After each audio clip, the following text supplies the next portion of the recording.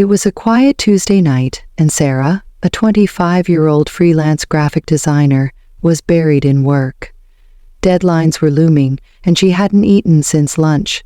Her stomach growled loudly, reminding her that it was time for a break. She grabbed her phone, opened the Uber Eats app, and scrolled through the options.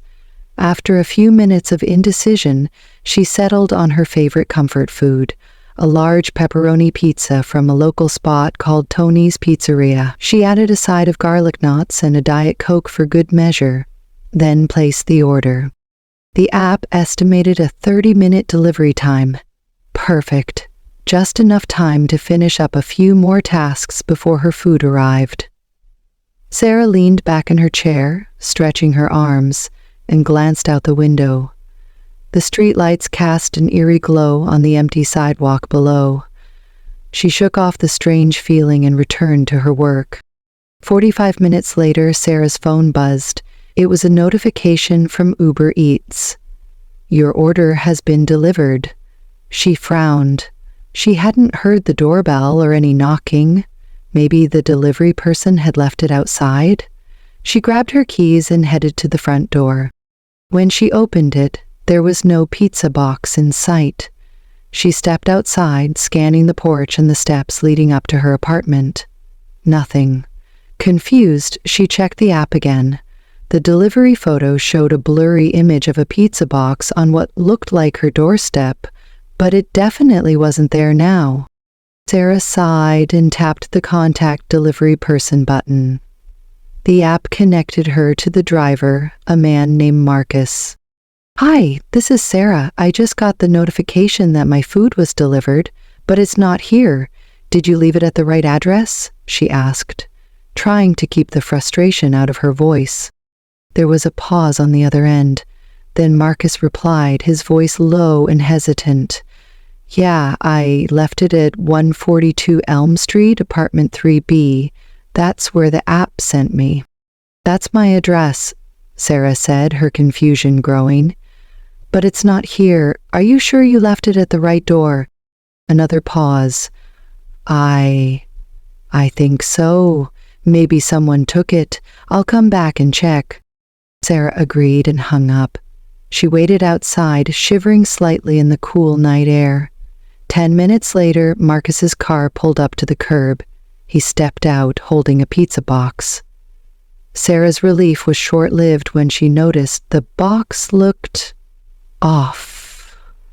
It was slightly crumpled, and the edges were stained with something dark. "Here you go," Marcus said, handing her the box. His face was pale, and he avoided eye contact. "Sorry about the mix-up." Sarah took the box, her stomach churning as she noticed the faint smell of iron. "Thanks," she muttered, watching as Marcus quickly got back into his car and drove off. Back inside, Sarah set the pizza box on her kitchen counter. She hesitated before opening it, her mind racing with questions. Why had Marcus acted so strangely, and why did the box look so wrong? She lifted the lid. Inside was a pizza, but it wasn't hers. The pepperoni slices were arranged in a strange, almost deliberate pattern, forming what looked like a crude smiley face. The cheese was overcooked, bubbling, and blackened in spots. And the garlic knots? They weren't garlic knots at all.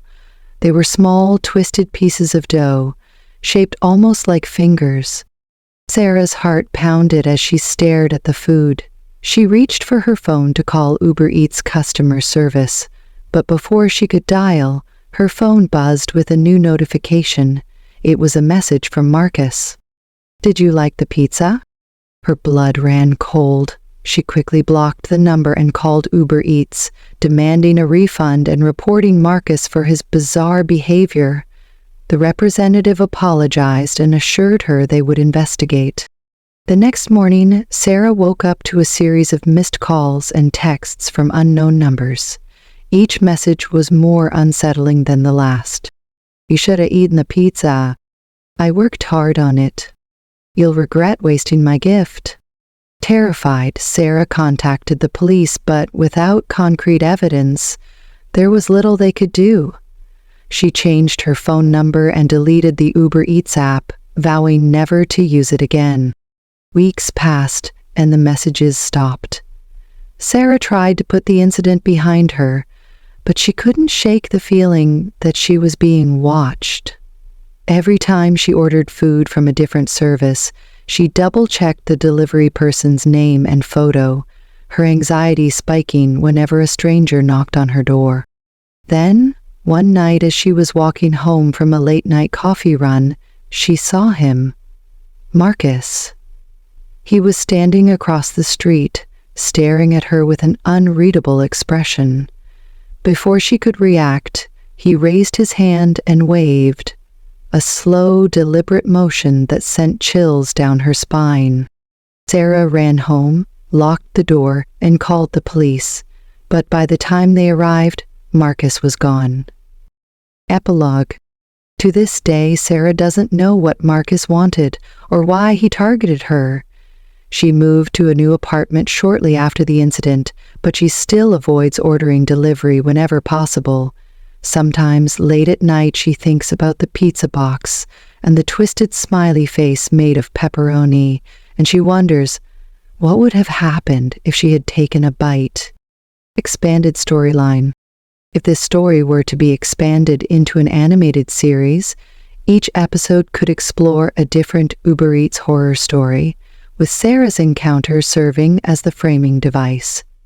The series could delve into the dark, surreal, and often terrifying experiences of both delivery drivers and customers, blending elements of horror, mystery, and dark comedy. For example, a driver picks up an order from a restaurant that doesn't exist.